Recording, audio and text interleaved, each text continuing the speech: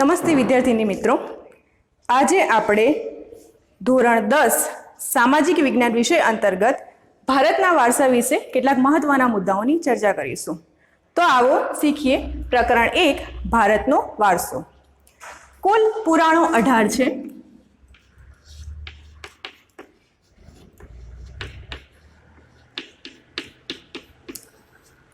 તેમાંના એક વિષ્ણુ પુરાણ નામના ગ્રંથમાં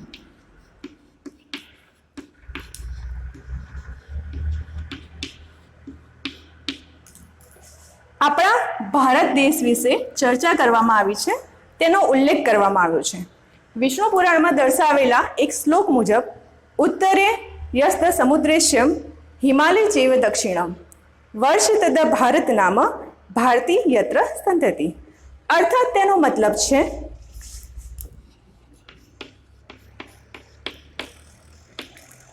સમુદ્રની ઉત્તરે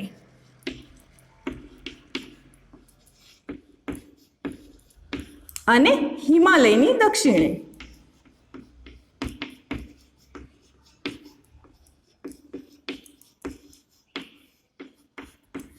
ભારત નામનો દેશ આવેલો છે અને સર્વે સંતાનો ભારતીય છે. આગળ જોઈએ તો એને નકશામાં સમજીશું.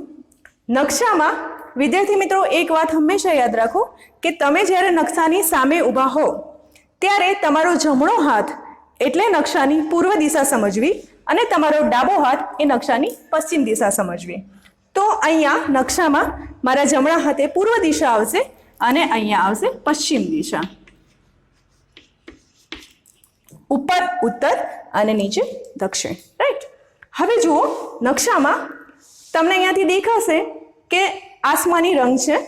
નકશાની કઈ દિશામાં? તો કે પૂર્વ, દક્ષિણ અને પશ્ચિમ. ઉપર છે ઉત્તર. નકશાની પૂર્વ દિશાએ બંગાળાની ખાડી આવેલી છે. બંગાળાની ખાડી પણ સમુદ્ર છે, એનું નામ આપેલું છે. નકશાની નીચેના ભાગમાં જુઓ તો ત્યાં હિન્દ મહાસાગર આવેલું છે અને નકશાની પશ્ચિમે અરબ સાગર, આપણે જે ગુજરાતમાં સૌરાષ્ટ્રનો દરિયા કિનારો છે એ અરબ સાગર જ કહેવામાં આવે છે. બરાબર. તો આ છે આપણા ભારત દેશનો નકશો. એની ઉપર સૌથી ઉપર અહીંયા હિમાલયની ગિરિમાળાઓ આવેલી છે. આવી સરસ મજાની કુદરતી સીમાઓ ધરાવતો આપણો ભારત દેશ કે સરસ રીતે એને 3 બાજુમાં સમુદ્ર વડે ઘેરાયેલો છે. વિદ્યાર્થી મિત્રો, સમુદ્રના કોઈ પણ દેશ હોય તો જ્યારે એના 3 સીમા વિસ્તારો સમુદ્રથી જ્યારે ઘેરાયેલા હોય, સમુદ્રના કિનારા આવેલા હોય, ત્યારે તેને દ્વીપકલ્પ તરીકે ઓળખવામાં આવે છે. આવો સરસ મજાનો આપણો ભારત દેશ કુદરતી સીમાઓ ધરાવે છે, માટે વિદેશની પ્રજાઓ આપણા દેશ તરફ આકર્ષાય. પહેલાના સમયમાં વેપારી જે વિદેશી પ્રજા હતી ત્યાં મરી મસાલા છે, મલમલના મખમલના કાપડ છે, એની બહુ વધારે પડતી માંગ હતી. આપણા ભારત દેશમાં આ બધી વસ્તુઓ સસ્તા ભાવે અને સરળતાથી મળી રહેતી. આપણી ભારતીય પ્રજા પણ પહેલાંથી જ વેપારી અને કુશળ રહી છે. તો આના કારણે વિદેશી પ્રજા છે એ ભારત તરફ આકર્ષાય અને એ વેપારની નીતિથી અથવા તો વેપાર કરવાના હેતુથી આપણા ભારતમાં આવીને વસી અને ભવિષ્યમાં ભારતનું આબોહવા, એના લોકો, એના રીત રિવાજો, એનું વાતાવરણ આ બધું ગમ્યું એટલે ભારતમાં જ આ વિદેશી પ્રજા સ્થાયી થઈ ગઈ. આપણો ભારત દેશ છે એનો સ્થાન અને વિસ્તાર જોઈ લઈએ.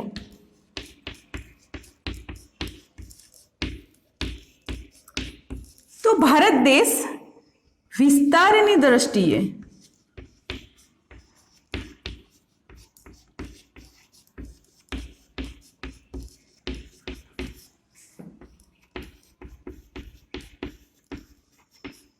સાતમું સ્થાન ધરાવે છે.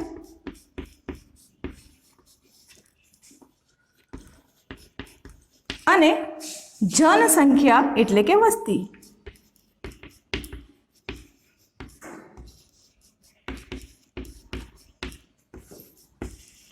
તો આ વસ્તી ગીચતાની દ્રષ્ટિએ ભારત દેશ બીજું સ્થાન ધરાવે છે.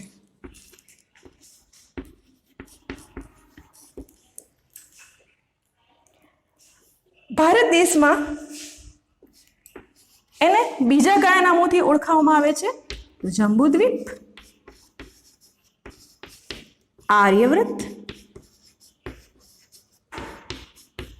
ભારત વર્ષ અને ભારતખંડ.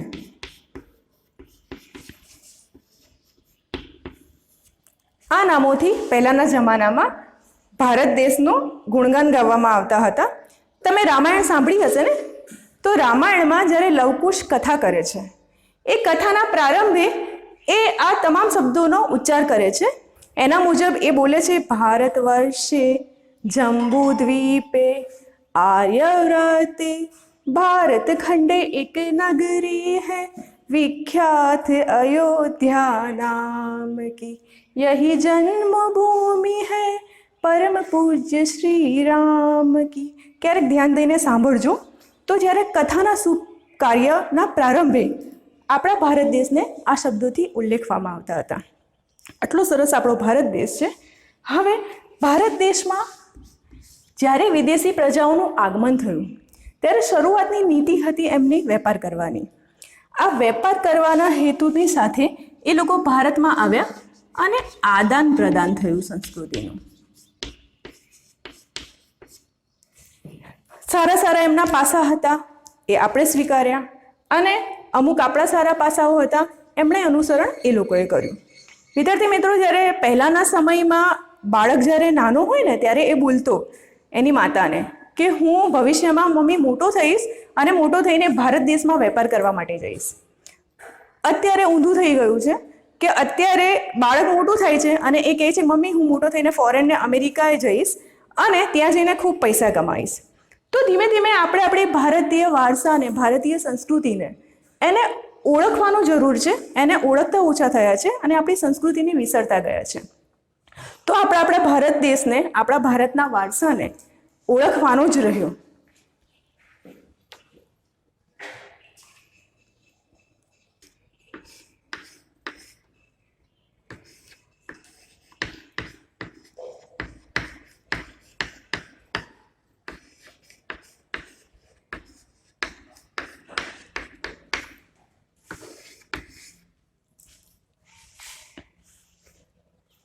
ભારતનો વારસો.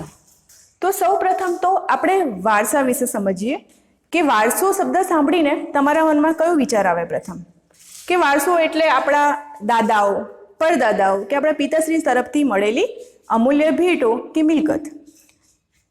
આ ભેટોમાં કઈ વસ્તુનો સમાવેશ થાય? તો જમીન, મકાન, કોઈ યંત્રો કે ઓજારો, દાગીના, ઝવેરાત, વાસણો પણ આવી જાય. આવી અનેક તમામ ચીજ વસ્તુઓ જેને આપણે સ્પર્શી શકીએ, ભૌતિક ચીજ વસ્તુઓ, એ તમામનો સમાવેશ વારસામાં થાય કે જે આપણને આપણા પૂર્વજો, દાદા પરદાદાઓ તરફથી મળે છે. આના સિવાય પણ કોઈ વસ્તુ મળી શકે છે વારસામાં? વિચારો. તો હા, મળી શકે છે. કઈ? તો કે આનુષંગિક વારસો.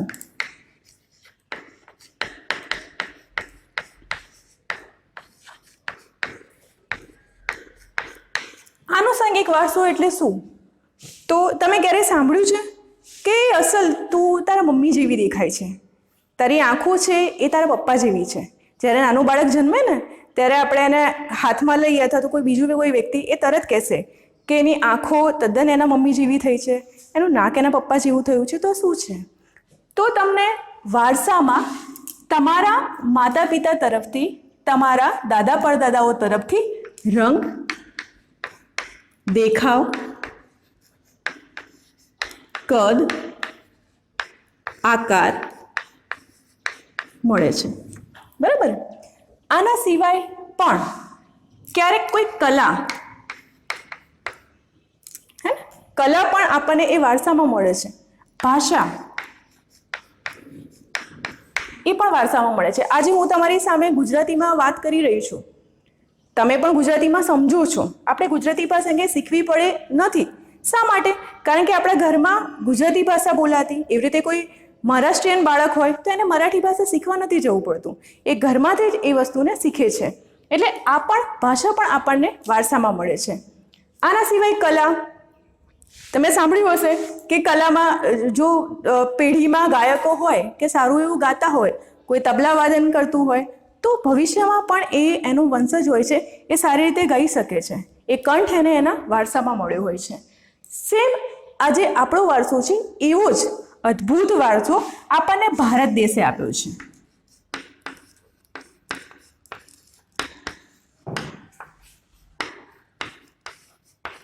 તો ભારત દેશે આપણને કયો વારસો આપ્યો છે? તો ભારત દેશે આપણને જંગલો, નદી, ઝરણાઓ, પર્વતો, વન્યજીવો, શિલ્પ સ્થાપત્યો,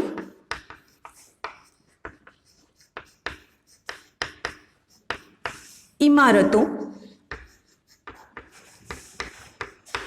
મંદિરો, ગુફાઓ, આ તમામ વસ્તુઓ ભૌતિક જેને આપણે જોઈ શકીએ છીએ, જેને આપણે સ્પર્શી શકીએ છીએ, આ બધી વસ્તુઓ આપણને ભારત દેશે વારસામાં આપી છે. અને આ વારસાથી ઘણા બધા લોકો અજાણ છે, માટે આટલી અમૂલ્ય સંપત્તિને ઘણીવાર આપણે કદર નથી હોતી. પાણીનો વેસ્ટ કરીએ છીએ કારણ કે સરળતાથી મળી રહી છે, પણ અત્યારે જો પાણીના સ્ત્રોત ઓછા થઈ જશે તો એનું ભાવિ પેઢીમાં આપણે શું એનો વારસો આપીશું? અહીંયા વાત કરીએ તો તમે જંગલો, સરસ મજાના આપણા જંગલો છે ભારત દેશના, પછી ઝરણા, પર્વતો, હિમાલયની ગિરિમાળાઓ કુદરતી સ્વરૂપે આવેલી છે. એના સિવાય શિલ્પ અને સ્થાપત્યો, ઇમારતો, અજંતા ઇલારાની ગુફાનું નામ સાંભળ્યું હશે તમે, બરાબર? તાજમહેલ કિલ્લો છે, તો અદ્ભુત કે જે દુનિયામાં ક્યાંય જોવા એનો બીજો કોઈ અજોડ છે, જેની કોઈ બીજી કોઈ નકલ છે જ નહીં. બહારથી વિદેશીઓ જોવા આવે છે આપણા શિલ્પ, આપણી સ્થાપત્યો, એની કલાકૃતિ છે એ દેશભરમાં વખણાય છે. અને આવી જ બહુમૂલ્ય અજોડ ભારતે આપણને વારસો આપેલો છે. તમે આના સિવાય પણ આપણે જોઈએ તો બીજું આપણને ભારત દેશે વારસામાં શું આપ્યું છે? તો આબોહવા, વાતાવરણ, ઋતુઓ. એવું કહેવાય છે ને કે ભારત દેશની પ્રજાને 3 ઋતુઓનો અનુભવ થાય છે: ઠંડી, ગરમી, ચોમાસું.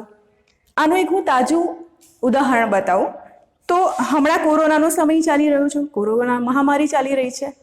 ક્યારેય તમે સમાચાર જોયા હશે તો ક્યારે એવું સાંભળ્યું છે કોરોનાથી આટલા સંક્રમિત થયા, પણ કોરોનાથી રિકવરી રેટ, સાજા કેટલા થયા છે એ દર્દીઓની સંખ્યાને ક્યારેય તમે નોંધી છે વિદ્યાર્થી મિત્રો? તો જ્યારે કોરોનાથી સંક્રમિત થયા છે એની સામે એના દર્દીઓ બીજા દેશોની સરખામણીએ આપણા ભારત દેશમાં જલ્દી રિકવર થાય છે, એટલે કે જલ્દીથી દર્દીઓ સાજા થઈ જાય છે અને મૃત્યુ આંક ઘટતો જાય છે. આવું શા માટે? કારણ કે આપણને એટલી સરસ આબોહવા મળી છે, કુદરતી ભેટ મળી છે કે જેનાથી આપણા ભારતીયોની રોગ પ્રતિકારક શક્તિ વધારે છે. તો આ પણ આપણને ભારતીય સંસ્કૃતિ કે આપણા ભારતે આપણને વારસામાં આપ્યું છે. અને આ જે છે એના લીધે આપણે આવી મોટી મહામારીથી પણ કોઈ વેક્સિન ના શોધાઈ હોવા છતાં પણ આપણે એને મહામારી સામે લડી શકીએ છીએ. તો આવો બહુમૂલ્ય આપણા ભારત દેશનો વારસો છે વિદ્યાર્થી મિત્રો.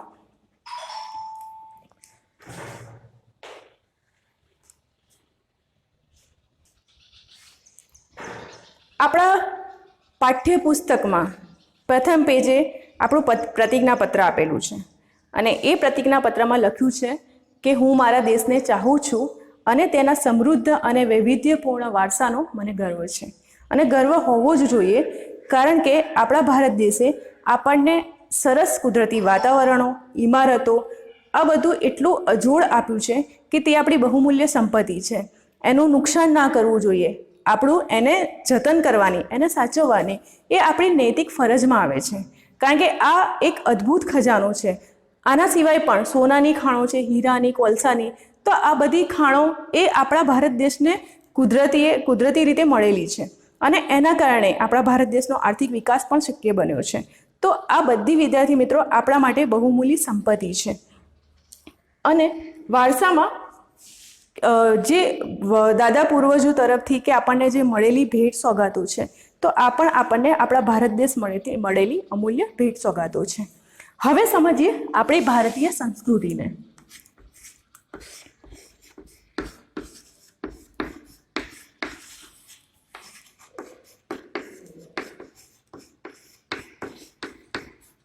એવું કહેવાય છે કે ભારતીય સંસ્કૃતિ અતિ પ્રાચીન છે.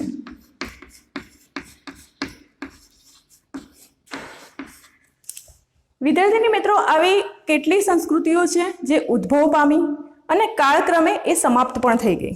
જ્યારે આપણી ભારતીય સંસ્કૃતિ, જેને સિંધુ ખીણની સંસ્કૃતિ પણ કહેવામાં આવે છે,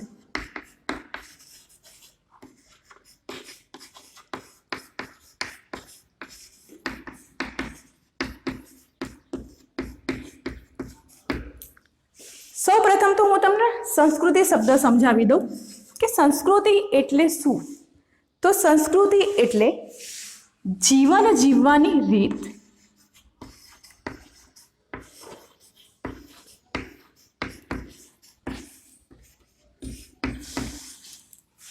ધ વે ઓફ લાઈફ,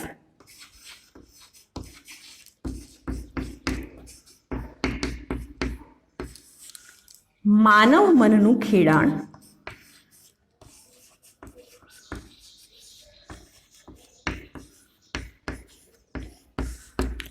આ શબ્દોએ ભારતીય સંસ્કૃતિનો અર્થને છતો કર્યો છે. એને બહુ સીધી ભાષામાં આપણે સમજીએ તો સંસ્કૃતિ એટલે શું?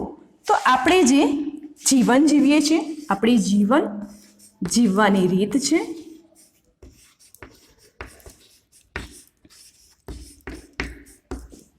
આપણી બોલી, આપણો પહેરવેશ, આપણા રીત રિવાજો,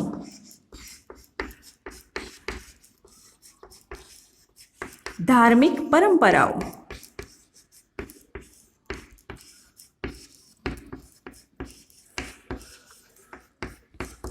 આપણી માન્યતાઓ,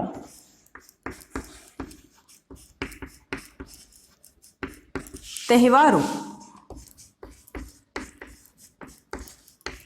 આપણા આદર્શો,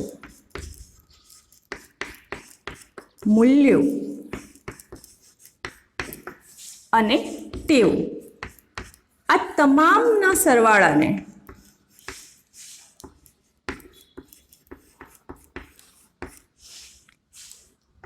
સંસ્કૃતિ કહેવામાં આવે છે. સંસ્કૃતિ એ કે જેને આપણે બોલીએ છીએ, સંસ્કૃતિ એ કે જેને આપણે જીવીએ છીએ, સંસ્કૃતિ આપણો પહેરવેશ છે, સંસ્કૃતિ આપણા તહેવારો છે, સંસ્કૃતિ આપણા રીત રિવાજો છે. હું આને ઉદાહરણની રીતે સમજાવું તો લગ્ન જીવન એ આપણી એક સરસ બે વ્યક્તિઓને જોડતી કડી છે. કેમ કોઈ વ્યક્તિ લગ્ન વગર રહી નથી શકતું? હા, સંસ્કૃતિમાં સમય જતાં પરિવર્તનો આવ્યા છે. ઘણીવાર એવું કહેવાય છે કે યુવાનો પશ્ચિમી સંસ્કૃતિનું અનુકરણ કરે છે, હે ને. આપણે સૌથી પહેલાં સવારમાં ઉઠીને નાહી ધોઈને પૂજા કરવાનો રિવાજ છે, તો એ આપણી સંસ્કૃતિને, આપણી પરંપરા છે, આપણે એને એક સારો ગુણ માનીએ છીએ, બરાબર. ક્યારે તમે જોયું વિદ્યાર્થી મિત્રો, આપણા તહેવારો છે, તો આપણા તહેવારો, આપણી સંસ્કૃતિનું વિદેશમાં પણ બોલબાલા છે કે ઉત્તરાયણ છે, દિવાળી છે, આવા તહેવારો ખૂબ સરસ આપણા ભારત દેશમાં જ ઉજવવામાં આવે છે. આપણા ધાર્મિક માન્યતાઓ, આપણા મંદિરો છે, તો આ બધું આપણી સંસ્કૃતિ સાથે જોડાયેલું છે. એના સાથે આપણા આદર્શો, મૂલ્યો, આપણી ભારતીય પ્રજા છે ને વિદ્યાર્થી મિત્રો, એ સતચિત્ત અને આનંદમાં માને છે.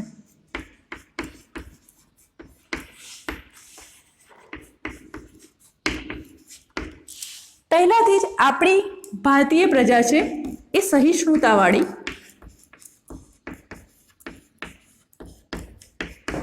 અને ધર્મપ્રેમી રહી છે.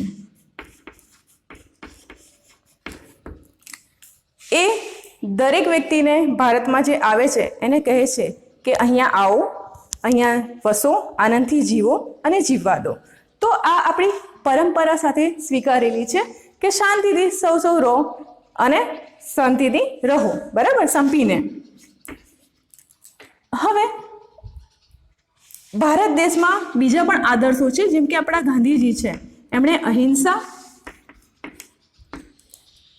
અને સેવાના મહાન આદર્શો આપે છે.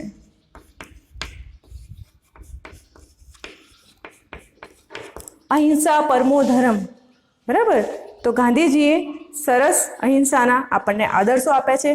આપણે એની ઘણા બધા જે સંતો છે આ ભારતીય સંસ્કૃતિના ઘડતરમાં સંતો, વિદુષીઓ એટલે એવી સ્ત્રીઓ કે જે બહુ મહાન જ્ઞાની છે અને એ વિદુષી સ્ત્રીઓએ આપણા રાજકારણી, સમાજ સેવકો,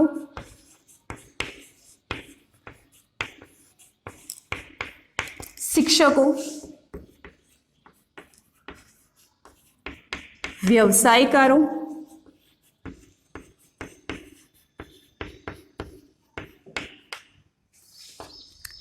અભ્યાસુ,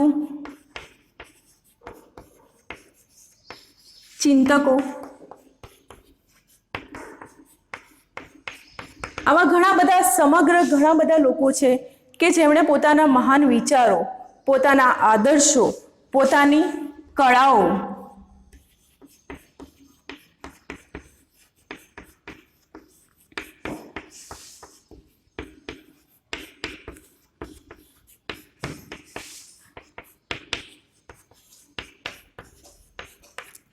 ફરીથી હું બોલું છું, આવા ઘણા બધા મહાન ચિંતકો છે, મહાન અભ્યાસુ છે કે જેમણે પોતાના વિચારો, પોતાના આદર્શો, એમની કળાઓ, એમના ટેવો અને એમના આદર્શોને આપણા ભારતની સંસ્કૃતિને કે આપણા વારસામાં એમણે આપણા જનજીવનમાં આપ્યા છે બહુમૂલ્ય આદર્શો, બરાબર.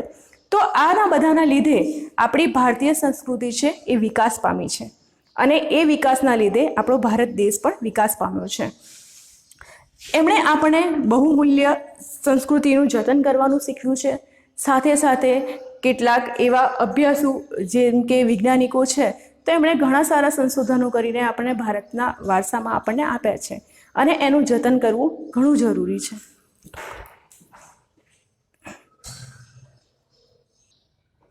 ઓકે, આ તમામ વ્યવસાયકારો છે, ચિંતકો છે, વૈજ્ઞાનિકો છે, આ બધાનું એ ભારતના સંસ્કૃતિ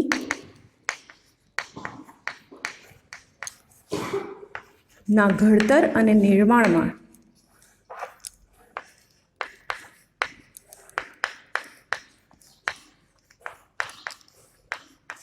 મહત્વની ભૂમિકા ભજવી છે અને ઘણા બધા સારા સંસ્કારો છે, એમની શોધો છે, એમના ચિંતનો છે, એમના પુસ્તકો છે, આ બધું આપણને સંસ્કૃતિમાં, આપણને વારસામાં આપ્યું છે. તો આવા અમૂલ્ય વારસા અને સંસ્કૃતિનું જતન કરવું એ આપણી નૈતિક ફરજ છે. આપણે આપણા ભારત દેશને ઓળખીએ, તેમાં રહેલી સંસ્કૃતિ અને પરંપરાઓને આપણે જાણીએ. વિદ્યાર્થી મિત્રો, આગળ વારસાના 2 પ્રકારો છે, એક છે સાંસ્કૃતિક વારસો અને એક છે પ્રાકૃતિક વારસો. આપણે આના પછીના નેક્સ્ટ લેક્ચરમાં તેના વિશે ચર્ચા કરીશું. છેલ્લો એક મારો પ્રશ્ન છે કે જે 2018માં પૂછાયેલો છે, તો એમાં ભારતના વારસાનું જતન કરવું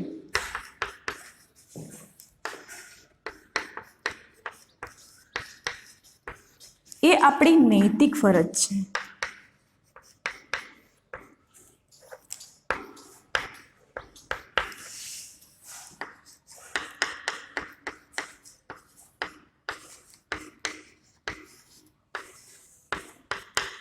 આ વિધાન સમજાવો.